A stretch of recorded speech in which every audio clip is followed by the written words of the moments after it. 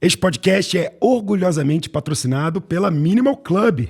Dá uma sacada aqui, ó. Ela tá aqui, ó, e tá aqui também. Eu sempre faço podcasts com a blusa. E se você quiser saber mais, aqui na descrição tem um link para você comprar com 15% de desconto. Também tá aparecendo o QR Code na tela. Então não dá tempo mole não, já entra no site, reserva a sua, fica de minimal, igual a gente. Vender.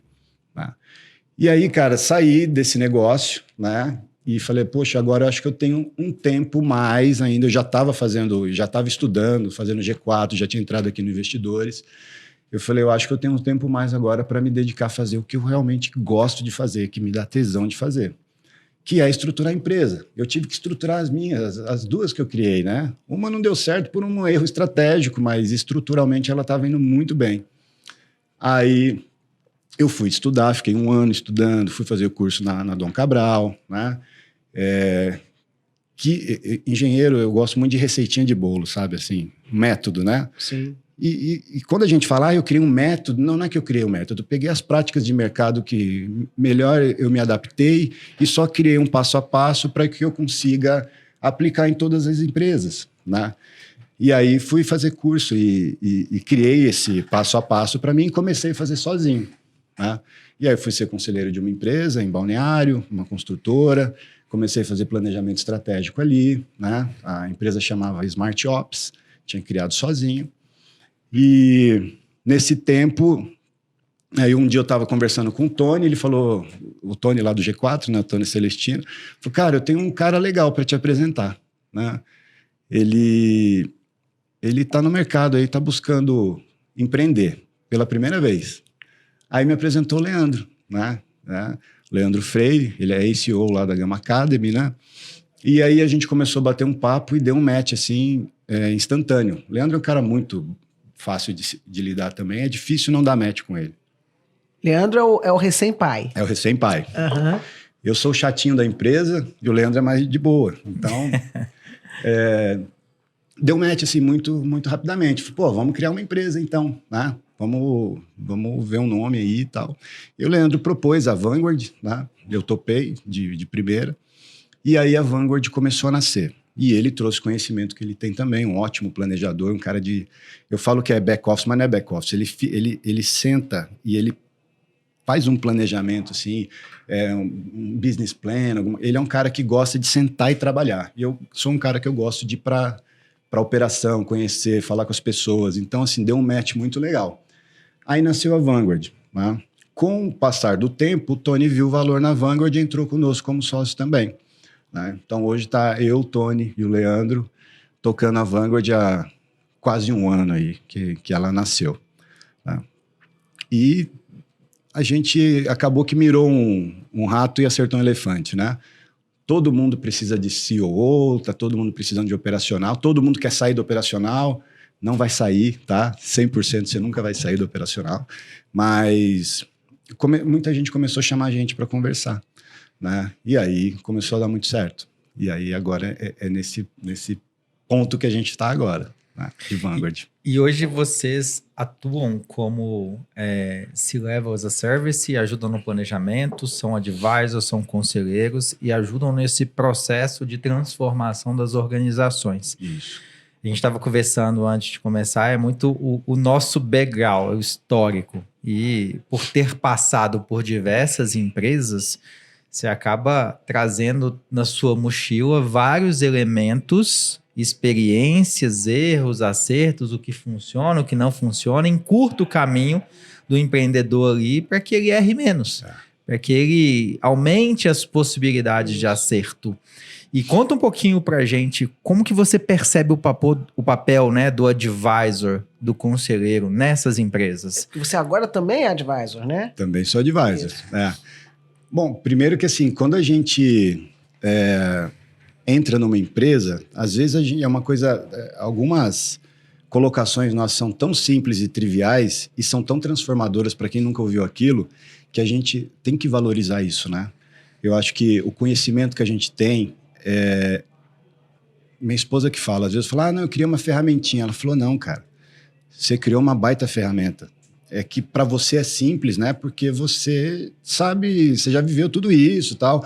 Mas para quem está ouvindo pela primeira vez, então o papel do advisor, eu acho que além de trazer conhecimento técnico, é conhecimento de vida, né? Então, por isso que eu deixo a barba crescer um pouco para ficar branca, né? Porque, de fato, essa casca que a gente cria, né? Em todo esse percurso e esses erros que a gente teve, pô, às vezes a gente vê uma empresa que vai... Cara, você vai entrar no buraco, bicho, não faz isso.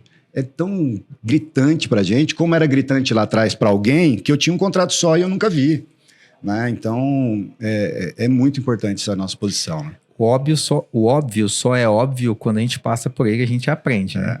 E às vezes a gente vai olhar para o empreendedor, para a empresa, a gente fala tanta coisa óbvia, mato alto demais aqui e com poucas orientações a gente consegue ajudá-lo. Mas isso, só voltando aqui rapidinho do papel do advisor, né? Eu resolvi ser conselheira por 2 motivos. E um deles era o cabelo branco. Porque não é possível que, com toda a experiência que eu tive de executiva em empresa, no segmento de óleo e gás, em 3 lugares diferentes, e mais de políticas públicas, eu não tinha coisas para contribuir para as empresas. Então, primeiro foi isso. Você reconhecer que você tem competências que são importantes e que têm valor. Segundo, porque realmente eu acredito que sem governança a gente não consegue ir para frente. Que foi o que você duramente descobriu, né? E eu também duramente descobri isso. Porque eu estava numa empresa de óleo e gás, que era a Petrobras, que sofreu um problema gravíssimo na sua governança, vulnerável, e eu estava na pele de uma executiva lá que estava sofrendo as dores dessa falta de governança. Então, essas 2 coisas me fizeram a causa e os cabelos brancos. E o conselheiro tem que valorizar isso.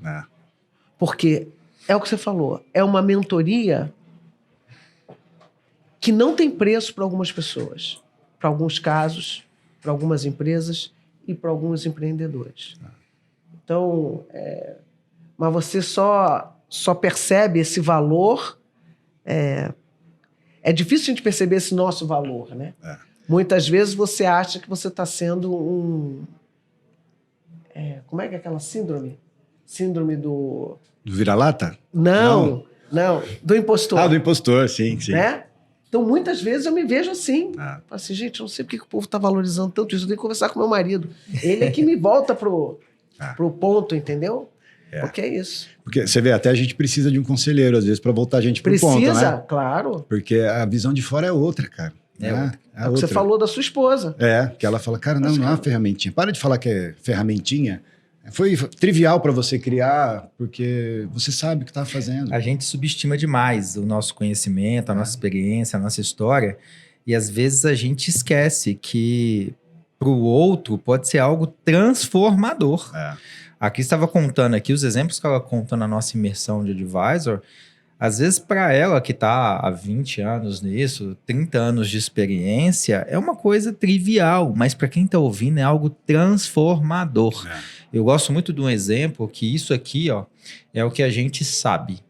Essa bola maior é o que a gente não sabe e essa maior ainda é o que a gente não sabe que não sabe. Esse que é aí que mora o perigo, né? É aí que mora, porque a gente não quer sair dessa bolinha nossa, porque a gente cria as nossas convicções, os nossos orgulhos, as nossas vaidades, a nossa microcomunidade e a gente não quer acessar o novo. E acessar o novo é se abrir e falar, eu preciso aprender, eu preciso ouvir. E isso é aonde o conselheiro entra, o advisor entra. Então, se a empresa não perceber essa necessidade de que ela precisa de uma ajuda, de um olhar externo, que já participou, já viveu aquele estágio de maturidade que ela está agora e já sabe os próximos 2, 3 estágios, vai te ajudar a reduzir custo, a crescer mais, a reduzir problema com pessoas. E tem os aspectos pessoais que a gente fala muito, que o maior desafio é a pessoa. Não é nem o negócio. Às vezes o empreendedor ele está adoecendo, burnout, estresse, depressão, ansiedade. Mas por quê? Porque ele não tem com quem trocar. E quem é essa pessoa que poderia trocar com ele? O advisor. Eu falo muito pro meu filho, né? Pro pequeno, muito. inclusive. Às vezes a gente está num círculo de amizade que a gente é o bambambam. Bam, bam. Eu falo para ele, você é o legalzinho da turma? Então já muda de turma. Vai para outra também. Não esquece que você tá, não é isso. Mas vai na outra turminha também, porque na empresa a gente faz isso também. Quando eu tinha provedor, eu fui para o G4 porque eu já era formador de opinião entre os provedores. Eu já estava dando curso para eles, fazendo workshop para mostrar os meus erros, né? Porque o mercado era muito, não, eu não vou falar porque do nada você cabeia um bairro, aí você conta que o bairro é bom, vem o provedor do lado e cabeia junto, sabe? Então era um mercadinho muito fechado. E eu comecei a fazer workshop na minha empresa, alugava lá um espaço e começava a mostrar para os caras os erros, né? Eu lembro que o título da minha apresentação era nas operações, pontas soltas geram temores, porque o empreendedor está sempre com medo, né? Mas ele está com medo porque tem pontas soltas que ele conhece e ele não bota foco para atuar. Fora as que ele não conhece, mas ali tem muita coisa que ele conhece e ele não bota foco para atuar. E aí eu comecei a falar, caramba, mas eu estou ensinando, ótimo, vou continuar ensinando, mas eu preciso aprender também, eu preciso beber água nova, até para ter coisa nova para ensinar, né? E aí foi que eu fui para uma comunidade onde me tirou o chão totalmente. Tem um amigo nosso que ele fez a imersão, ele assistiu o primeiro dia da imersão, ele foi, à noite, foi para o quarto do hotel chorar. Porque ele falou, cara, como eu não sei nada, que é eu não sei o que eu não sei. Exatamente. A hora que ele descobriu que era um mundo que ele não sabia, ele foi pro quarto chorar. E é um cara super de sucesso e tá tudo certo. E é um exercício de humildade. A gente precisa entender isso, mas o orgulho puxa a gente sempre pro nosso egoísmo, né? De achar que a gente sabe. Né? Insegurança e ego. É isso. Insegurança e ego. E aí eu vou falar por nós, tá? Nós homens somos muito mais inseguros, orgulhosos e isso nós aumentamos o nosso ego e a gente perde muito com isso. Fica se protegendo porque tá não inseguro, podemos mostrar vulnerabilidade. E Não, isso é um problema. Isso é um problema gravíssimo, principalmente nesse mundo que nós estamos vivendo hoje, com tantas incertezas e com uma evolução tão louca em vários aspectos. E um bom conselheiro é aquele que vai se adaptar rapidamente a essas mudanças. E ele se adapta porque ele se expõe. Ele se adapta porque ele é generoso e é humilde. Ele se adapta porque ele estuda. Então, um bom conselheiro, ele estuda, ele interage, ele se desafia. Senão ele não vai conseguir ajudar ninguém. E olha que legal, você falando da humildade. O que eu acho assim, a gente precisa separar muito essa coisa de humildade. Porque a gente confunde humildade, porque a gente tem que se valorizar.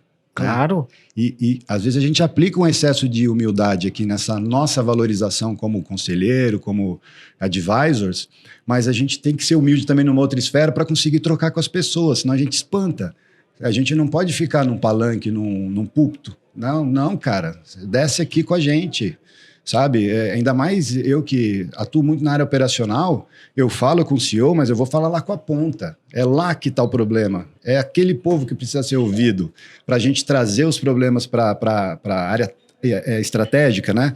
Então, separar essas humildades, sabe? Se valorize. Você é bom no que você faz, entenda que você é bom, mas entenda como colocar isso para o mercado, porque você chegar lá falando, eu sou bom, você também não vai conectar com as pessoas, né? É isso mesmo. Então, esse jogo Muito é foda. bom. E Ale, como que você tem percebido, depois de tudo que você passou, todo o aprendizado, esse fomento de comunidades, para onde você tem percebido que tem caminhado o papel do conselheiro nas organizações? Você tem percebido os empreendedores mais abertos, as empresas muito mais ávidas buscando o conselheiro? E como que você tem enxergado essa mudança ao longo do tempo?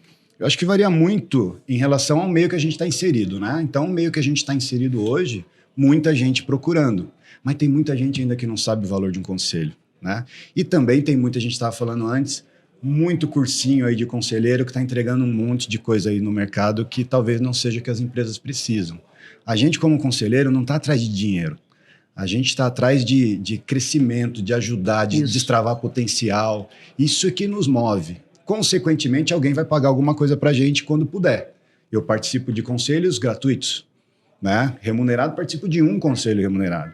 Né? Quantos conselhos gratuitos a Cris deve ter participado? Você participa ainda, né? Hoje, claro. Que Sim. depois nos gera relevância e aí alguma outra empresa começa a nos contratar. Porque de todas essas empresas que eu tenho passado com a Vanguard, a gente vê que, independente do tamanho ou faturamento, os problemas são os mesmos. Né? No curso da Dom Cabral, o pessoal falava, pode ser a empresa que for, Vale do Rio Doce, seja lá o que for, os conselhos, os problemas operacionais são os mesmos, né? Mas eu acho que o mercado está se abrindo para isso. Mas eu acho que é muito dentro da bolha que a gente vive, que o nosso papel, acho, aqui com podcast, com informação, é extrapolar essa bolha um pouco mais para as pessoas entenderem que a empresa, no dia 1, se tiver um conselheiro, ela vai se posicionar diferente. E aí, curtiu esse corte? Então tá na hora de você compartilhar também o seu amor com a gente, né? Dá a curtida, aquele comentário, mas principalmente não deixa de se inscrever aqui para acompanhar todos os próximos cortes. A gente não vai parar de fazer conteúdo não, mas eu vou parar 3 segundos para esperar você comentar ou assinar a gente. Beleza? Tô te esperando no próximo.